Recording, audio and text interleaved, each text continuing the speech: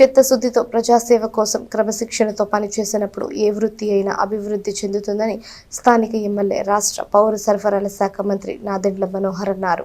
Tenali కొత్తపేటలోని NGOs కాంప్లెక్స్లో senior న్యాయవాదులు, supreme court న్యాయవాది గల్లా సతీష్, న్యాయవాది హరిదాస్ గౌరీశంకర్ ఆధ్వర్యంలో ఏర్పాటు చేసిన స్వర్గీయ హరిదాస్ శివప్రసాద్ మెమోరియల్ న్యాయ సలహా కేంద్రాన్ని మంగళవారం సాయంత్రం మంత్రి నాదెండ్ల మనోహర్ ప్రారంభించారు.